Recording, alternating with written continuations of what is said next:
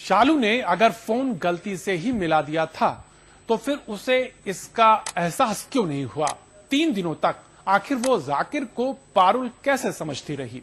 चलिए, अगर ये एक रॉन्ग नंबर ही था तो भी उस गुनाहगार ने शालू को अपने जाल में कैसे फंसा लिया, वो भी तब जब इस वारदात से पहले वो जाकिर से कभी मिली ही नहीं। पेलिकन होटल में, और वहाँ जाके ये बोले कि वो बाहर है, मैं बुला रहा हूँ। बुला के ऐसे करके उसने कुंडी लगा के और अपना उल्टा सीधा काम चालू कर दिया। शालू अब अपनी शिकायत लेकर पुलिस के दरवाजे पर है। वो हर हाल में उस जाकिर को सलाखों के पीछे देखना चाहती है जिसने उसकी महज एक गलती की बदौलत उसे कभी न भरने वाला जख्म दे दिया। दरअसल शालू कहती है कि जाकिर नाम के शख्स ने उसे बकाया रुपए चुकाने की बात कहकर एक होटल में बुलाया और इससे पहले कि वो उसके इरादों को भांप पाती, जाकिर ने उसके साथ ज्यादती कर डाली। लेकिन इस मामले में ऐसे कई सवाल हैं जिनका जवाब फिलहाल शायद किसी के पास नहीं। पारुल भला किसी लड़के का नाम कैसे हो सकता है, जबकि आमतौर पर ये नाम लड़कियों का ही होता है।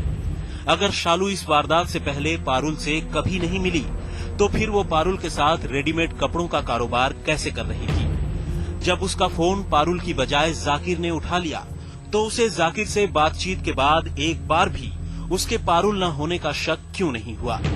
चलिए, अगर ये मान भी लिया जाए कि शालू धोखे में रही, तो भी 3 दिन बाद वो बिना तसल्ली किए पारुल से मिलने बस स्टैंड और फिर होटल में कैसे पहुंच गई?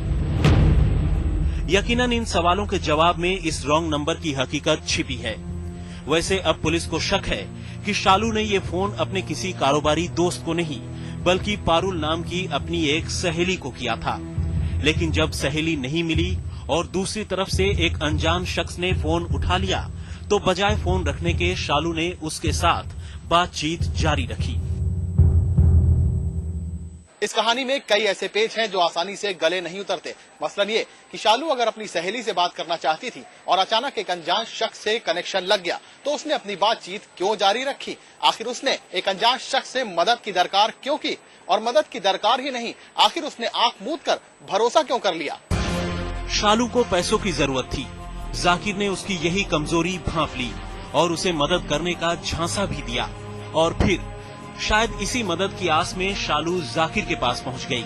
लेकिन जब ऐन मौके पर पैसे देने की बारी आई, जाकिर ने खुले में पैसे देने में खतरा होने की बात कहते हुए उसे पास के ही एक होटल में बुला लिया और बस यही शालू से गलती हो गई। के साथ एक जाकिर नाम के व्यक्ति ने रेप किया है। मुकदमा पंजीकृत है उसका, की इन्वेस्टिगेशन की जा रही है और मेडिकल करा दिया गया था और विवेचना में जो भी चीजें होती हैं वो सब लगभग पूर्ण है। रॉन्ग नंबर से बलात्कार की ये वारदात ऊपर से जितनी सीधी और सपाट दिखती है, दरअसल उतनी है नहीं। पुलिस की अब तक की तफ्तीश इस मामले को एक यू टर्न देने के लिए काफी है। अगर उसकी बातों पर यकीन करें तो वारदात के रोज उस होटल में न तो किसी ने शालू की चीख सुनी और न ही मेडिकल जांच में उसके जिस्म पर कोई चोट या खरोंच के निशान पाए गए।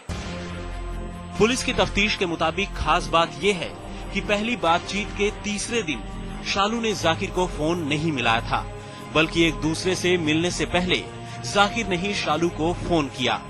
लेकिन चेहरे से मददगार दिखने वाले जाकिर के दिमाग में खौफनाक साजिश चल रही थी और इसी साजिश का अंजाम शालू के साथ बलात्कार की शक्ल में सामने आया। कैमरामैन विनोद कुमार और तंसीम हैदर के साथ सुप्रतिम बैनर्जी, गाजियाबाद, आज तक।